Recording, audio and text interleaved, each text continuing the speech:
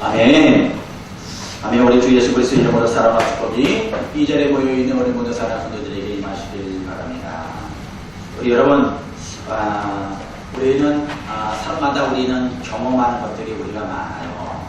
우리가 사람마다 경험하면서 사람에 대해서, 사물에 대해서 마찬가지로 우리가 친밀감을 느낄 수 있듯이 하나님을 또한 내가 경험을 통하여서 또한 친밀감을 느끼고 우리 또한 고백하고 우리가 영광을 드립니다.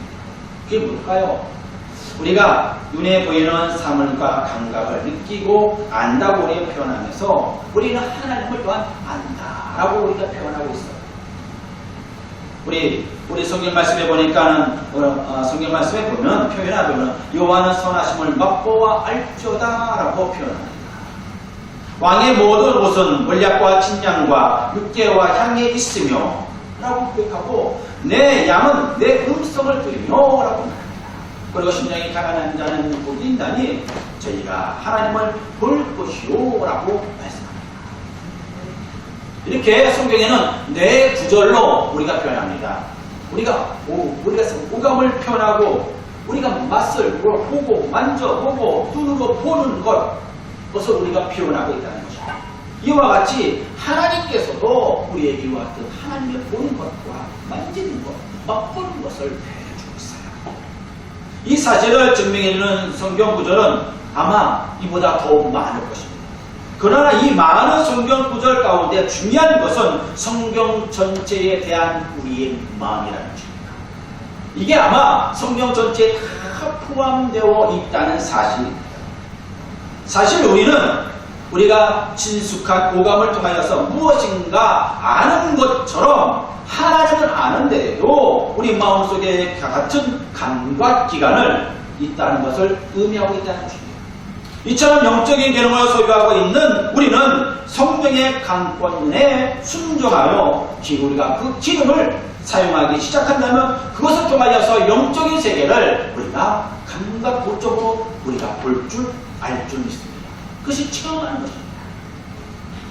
우리는 그분의 목적대로 살아가야 될 또한 영적인 존재입니다. 그래서 그런 목적을 이루신다는 것입니다. 그렇지 않으면 잠들어 있는 존재가 될 수밖에 없어요. 그래서 우리는 깨어 있어야 되고 그분의 부르심에 응답할 뿐 아니라 살아가야 될 줄로 믿습니다. 이것이 부름받은 영적인 존재들의 우리의 모습입니다. 부름받았다는 것, 부르신 분에 초점을 맞춘다는 것이죠. 그분의 시야에 들어와야 되는 것입니다. 그분과의 뜻과 섭리를 깨닫는 것, 그의 섭리를 알아야 그분의 뜻을 수행하고 그 뜻을 알지 못하면 우리가 그 뜻을 목적을 모르기 때문에 우리는 어디로 갈지 장담할 수 없습니다. 우리가 하나님께서 주신 오감을 사용하지 못하고 있다면 우리가 무엇을 우리가 맛보겠습니까? 어떻게 우리가 볼 수 있겠습니까? 우리가 지금을 통하여 오감을 주신 그 하나님께 우리는 집중해야 될 줄 믿어요. 우리가 말씀에 집중하고 그분의 행동에 집중하고 그분의 주시는 그 맛을 느낄 줄 알아야 될 줄 믿습니다. 그분께서 우리에게 주신 이 세상을 만져볼 수 있는 촉감을 갖춘 주신 있어야 됩니다. 그것이 바로 하나님의 말씀이요, 또 말씀의 사랑이요, 은혜요, 믿음으로 아주 단단하고 명확하게 우리에게 주신다는 것입니다. 그리고 그분의 시선을 우리들에게 보여주고 있습니다. 우리는 그 시선을 맞추시길 바랍니다. 요한복음 14장 21절의 말씀에 보니까 나의 계명을 지키는 자라야 나를 사랑하는 자니 나를 사랑하는 자는 내 아버지께서 사랑을 받을 것이요 나도 그를 사랑하여 그에게 나타내리라 라고 말씀합니다.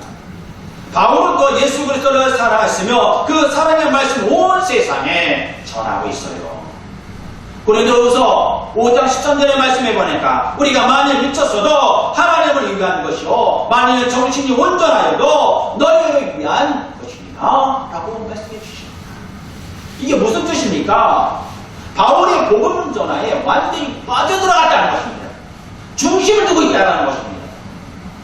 그가 어디를 가든지 빌립보 교회를 가든지 안디옥 교회를 가든지 아니 로마 교회를 방문하는 그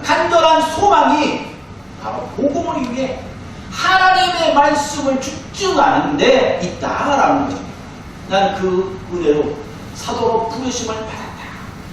그가 살아가야 될 목적은 더 깊이 들여다보면 복음을 전하는 것에 나는 감사합니다 라고 고백합니다.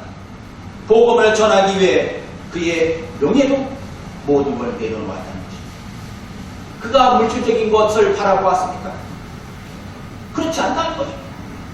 그럼에도 바울은 복음을 전하는 일에 대해서 힘을 다하였고 복음을 전할 수 있다면 그가 가는 곳에 언제나 감사의 은혜가 넘치는 요소를 부여합니다. 여러분들은 어떤 일에 우리는 감사하십니까? 감사가 나옵니까? 우리에게 주신 사명을 우리가 감당할 때 우리가 감사해야 될 줄 믿습니다. 아니, 감사가 나옵니다. 우리에게 추운 날씨 속에서도 이 자리에 나와주셨어요. 여러분 어때요? 춥다고 그러죠? 근데 춥지 않으면 어때요? 우리나라가 좋은 게 이 사계절이 있다는 거예요. 추위도 견딜 수 있어요. 저도 추위를 이제 탑니다. 그러니까. 근데 추위가 있어야 또 여름이 그리워지는 것 같아요. 봄이 그리워진다는 것입니다. 하나님, 감사합니다. 추위를 추워하면서도 그래도 견딜 수 있는 나의 몸을 주심을 감사합니다. 여러분, 우리가 감사할 것은 하나님이 주신 사명과 목적을 위해 내가 날마다 달려가고 있다는 사실입니다. 그 친구가 여기 있어요. 사람들의 관심을 두는 것이 우리는 몸을 움직인다는 것입니다. 내가 맛있는 것을 먹고 싶다면 그 맛있는 집을 향하여 가고 있고, 또한 성공을 위하여 달려가는 사람이 있는 사람은 그 능력을 자신의 성공을 위하여 힘을 다 쏟는다는 것입니다. 왜요? 내가 그곳에 관심이 두고 있기 때문에. 바울은 복음에 사명을 두고 있었기 때문에 오직 복음 전파만이 그에게 관심사가 되었어요. 그래서 그는 땅끝까지 복음의 말씀을 전하기를 원하였어요. 우리가 살아가야 될 길이 여기에 있다는 것입니다. 나에게 주신 목적이 어디에 있습니까? 여러분, 2020년도를 여러분들은 어떻게 살아오셨습니까? 여러분들이 이 2020년도에 영적인 우리 선물을, 영생의 선물을 받았다고 하셨어요. 어떤 선물을 우리가 받았다고 우리는 고백하셨습니까? 이 고백이 나와야 돼요, 여러분. 우리가 부르심을 받은 부르심을 받은 여러분들이 나오십니다. 우리는 부르심을 받았다는 게 뭡니까? 이 부르심을 받은 자를 뭐라고 할까요? 우리는 사명자라고 합니다. 우리는 사명을 받은 자라고 고백하고 있습니다.